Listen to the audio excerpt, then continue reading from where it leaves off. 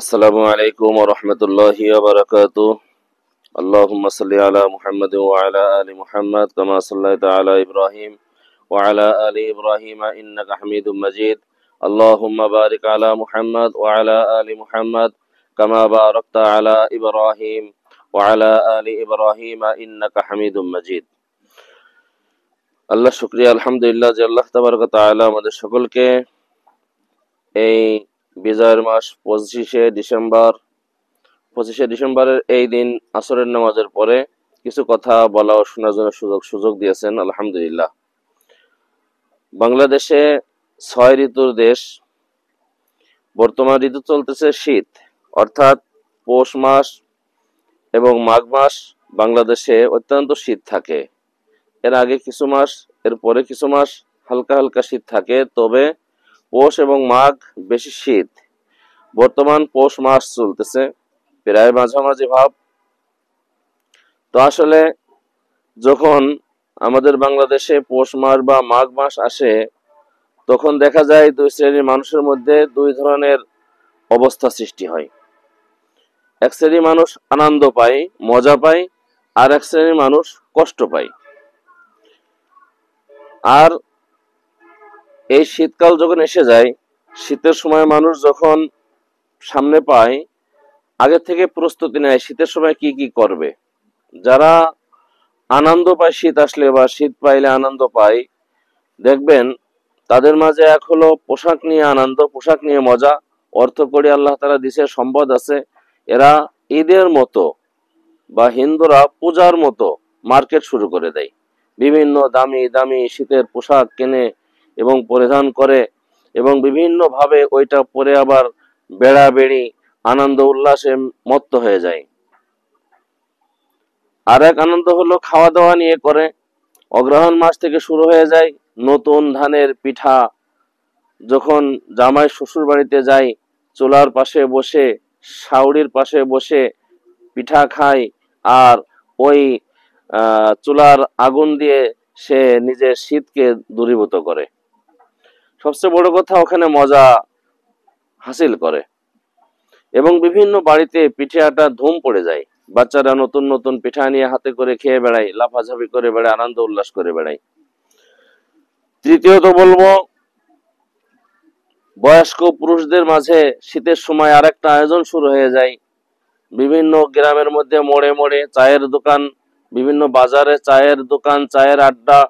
এই জায়গাতে তারা গরম গরম চা খায় এবং ওই চার উষ্ণতা, চার গরমি ভাব নিজের মধ্যে মজার সৃষ্টি করে, এবং সে ওইটা নিয়ে আনন্দ উৎসব করে এবং আড্ডা করে। পক্ষান্তরে যখন শীত আসে, এক শ্রেণীর মানুষের মাঝে, যারা আমাদের ভাই বাঙালি, তারা কষ্ট পায়, অত্যন্ত কষ্ট পায়। কারণ এক কথা যদি বলি, নুন আনতে পান্তা ভরাই যাদের, শীতের কষ্ট তো ভাই তাদেরই। তো আজকে দেখা যায় শীত যখন আসে, তাদের গায়ে একটা কাপড় দেওয়ার মতো কিছু নাই, পাতলা ছেঁড়া পুরানো কাপড়। তাই গায়ে দিয়ে শীতের কনকনে অবস্থা সে নিজের মধ্যে হজম করতেছে। শীত সে দূর করার কোনো ব্যবস্থাপনা পায় না। ঠিক তেমনি ওই শীতের মধ্যে হয়তোবা কোনো ময়লা খড়কুটা এক জায়গা করে আগুন ধরিয়ে, আগুন জ্বালিয়ে সে আগুন পোহাইতেছিল। তার কাজের সময় হয়েছে, ভ্যানওয়ালা ভ্যান নিয়ে বাহির হয়, হাতে ঠান্ডা, শরীরে ঠান্ডা, গায়ে ঠান্ডা। চাষি ভাই তার মাঠে অপরের ভুঁইতে, অপরের জমিতে চাষ করার জন্য বাহির হয়, ওখানে গিয়ে হাত ঠান্ডা, পা ঠান্ডা, কাদার মধ্যে, অনেক সময় পানির মধ্যে, অনেক সময় কুয়াশার ভিজা পানিতে সে ওখানে কনকন কনকন করে ঠকঠক করে কাঁপে। তারপরেও তাকে কাজ করতে হয়।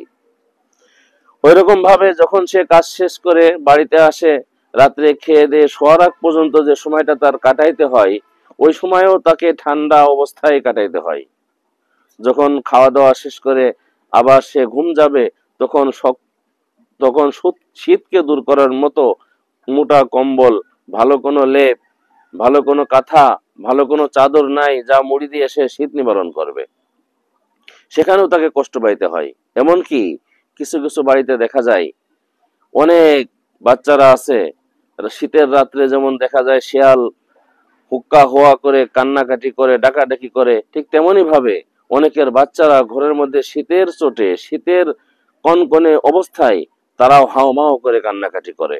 তবুও বাবা মার কিছুই করার নেই, দেখে দেখে শুধুমাত্র দু চোখের পানি ফেলাই।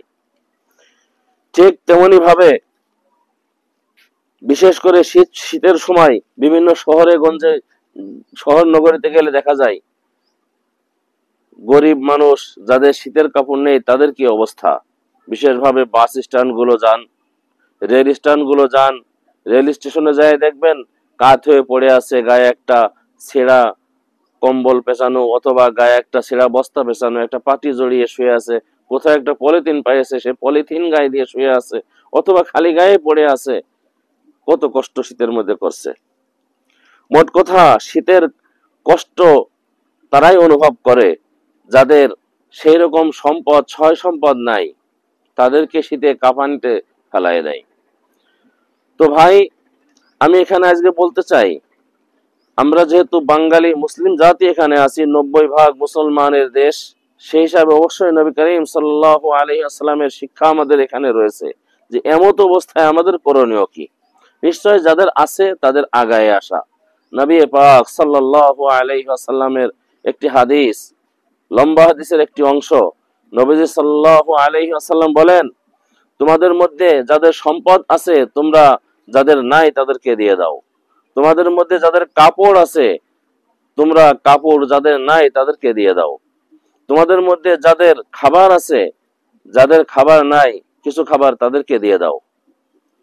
হাদিস বর্ণনাকারী বলেন, এই হাদিস যখন নবীজি একের পর এক বলতেছেন, তখন শুনতে শুনতে আমাদের মনে হচ্ছিল যে অতিরিক্ত প্রয়োজন অতিরিক্ত যে সম্পদগুলো, এই সম্পদের মধ্যে হয়তোবা আমাদের কোনো অধিকারই নেই। নবীজি সাল্লাল্লাহু আলাইহি ওয়াসাল্লাম এমন ভাবে হাদিস পেশ করছিলেন, হাদিসটি মুসলিম শরীফে আসছে।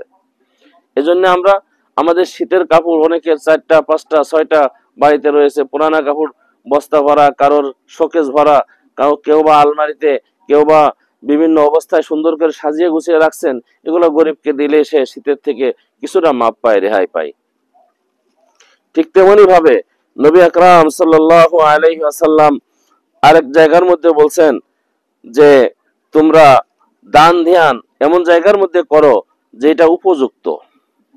আজকে ভাই এমন অবস্থা হয়, শীতের সময় শীতের কাপড় দেওয়া হচ্ছে, যেমন বস্ত্র দান, অন্ন দান, আমরা বলি বড় দান, এটা আমাদের মুখে মুখে আছে, কাজের মধ্যে আমাদের দেখাইতে পারি না। আজকে যদি কাপড় দানটা বড় দান হয়ে থাকবে, তাহলে শীতের সময় নিশ্চয়ই গরিব মানুষগুলো সম্পদশালীদের কাপড় দ্বারা আবৃত হয়ে শীতটাকে তাড়াইতে পারে, শীতের কনকনে প্রভাব থেকে তারা বাঁচতে পারে।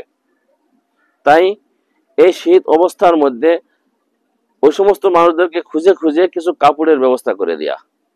বলে আপনি এই সময়ের মধ্যে এক শ্রেণীর মানুষ সুযোগ ধরে, আপনি দেখবেন, আপনি জানেন বা দেখা যায় সচরাচর, এই সময়ের মধ্যে এক শ্রেণীর মানুষ সুযোগ ধরে, সে সুযোগটা হলো নিজেকে ভাইরাল করে। এমন একজনকে কাপড় দিবে যে বলে বেড়াইতে পারে, অথবা এমন জায়গায় দাঁড়িয়ে কাপড় দেবে যাতে করে অন্যান্য মানুষে দেখে এবং বলে বেড়ায়, অথবা নিজেই কাপড় দিয়ে ভিডিও করে ভাইরাল হওয়ার চিন্তা করে। কোনোটাই ইসলাম সমর্থন করে না। কারণ আপনি বলছেন বস্ত্র দান, কাপড় দান করছেন, দানটা কেন এরকম ভাবে হবে? হ্যাঁ, আপনি দাতা হইলেন কিন্তু দান করলেন না, আপনার এই দানটা দান হিসাবে গৃহীত হইল না, আপনি কিন্তু দাতা, দেওয়া আপনার হয়ে গেছে। সুতরাং আপনাকে দিতে হবে কিভাবে? নবীজি সাল্লাল্লাহু আলাইহি ওয়াসাল্লাম বলেন, প্রকৃত অভাবী যে তাকে দাও। প্রকৃত অভাবীকে নবীজি সাল্লাল্লাহু আলাইহি ওয়াসাল্লাম বলেন, বুখারী ও মুসলিম শরীফের হাদিস, যে প্রকৃত অভাবী হলো সে যে 2-1 লুকমা খাবারের জন্য মানুষের দ্বারে দ্বারে হাত পেট পাতে না। নবীজি সাল্লাল্লাহু আলাইহি ওয়াসাল্লাম বলেন, যে 2-1 লুকমা খাবারের জন্য মানুষের দ্বারে দ্বারে ঘরে, এ প্রকৃত অভাবী নয়, বরং প্রকৃত অভাবী হলো সেই যে মানুষের দুয়ারে দুয়ারে ঘুরতে, মানুষের কাছে হাত পাততে লজ্জাবোধ করে।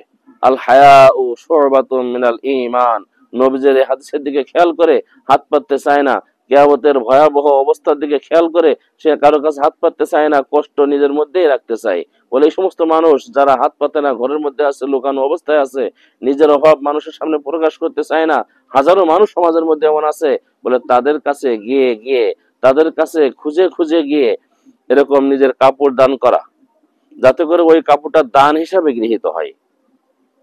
আল্লাহর হাবিব সাল্লাল্লাহু আলাইহি ওয়াসাল্লামের ঘোষণা অনুপাতে এই সমস্ত মিসকিন গরিব কোয়ালিটি মানুষদেরকে নিজেদের কাপড়গুলো দান করা।